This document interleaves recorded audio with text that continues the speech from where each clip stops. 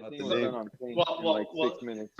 Essentially, the first logo that came in, well, that we had made absolute no sense with the branding of the company itself.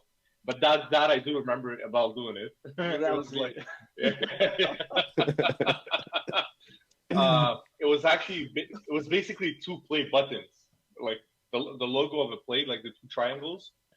I don't know in what way it was related to Hill and Deploy, but that's what it was initially, and then essentially at some point I'm like, okay, that doesn't make any sense with our branding, so I just went into a website which were offering their services to create a logo, and of course I came up with the whole hexagon idea. Of course, because it would all there were all hexes at that time, well, even today for. So I mean, like that kind of made sense, at the time when you were deploying, you had a name, Helium Deploy. You were Right. deploying helium miners. It was catchy. I'm sure when you guys entered restaurants and said, we're part of Helium Deploy," they were all greeting you with open arms. But Right. No.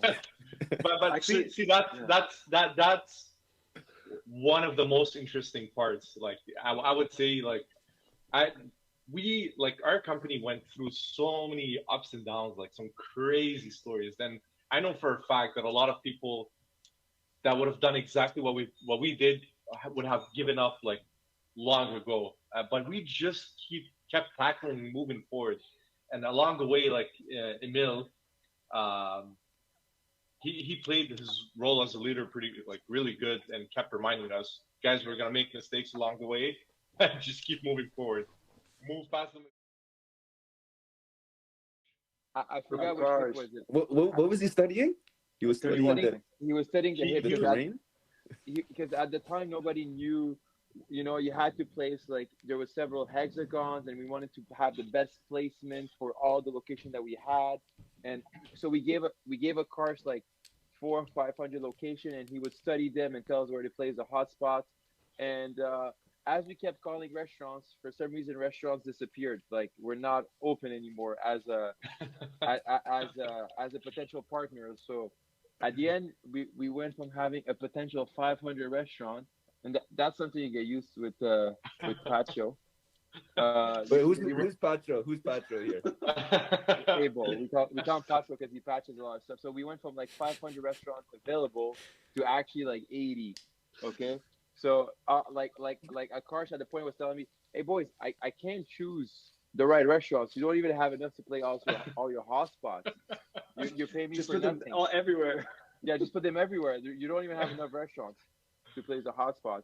So on that day when we realized that we were running out of locations and the hotspots were making about $80 per day at the time, we did like what we call that day like we the called alert. it yeah, and we call it also D-Day, like just like the Plage Normandie or Yeah, Yeah, yeah. La Revolution.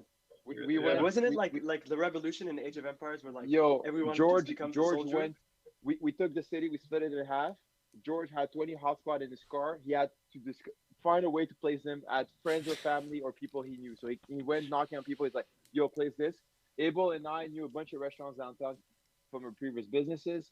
Um, and we just walked downtown. We went to the restaurant. We're like, update, guys. You're going to have to put this machine now.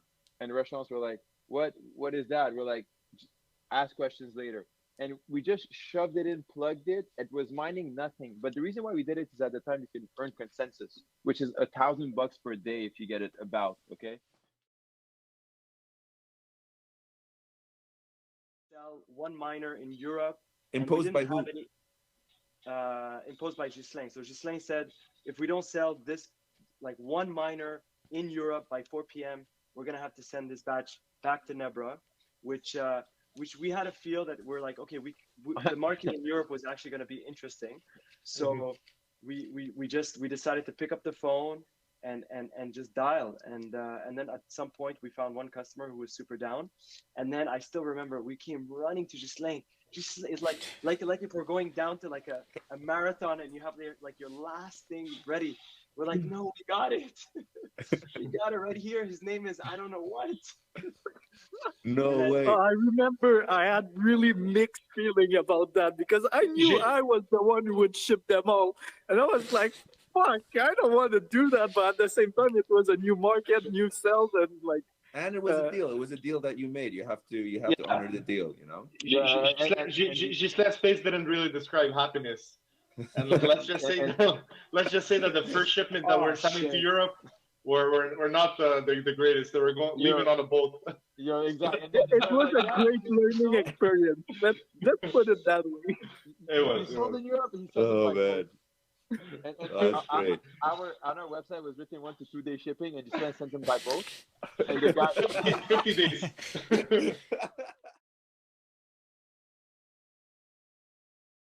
Also, I think during that time, correct me if I'm wrong, but during that time, you were actually like actively talking to us on Discord, and Yeah. and sort of like you were creating noise for the other members that were watching that, because a lot of the questions that JD had, you were very explicit to tell everyone what they were, and everyone had the same questions like, where are my shipment?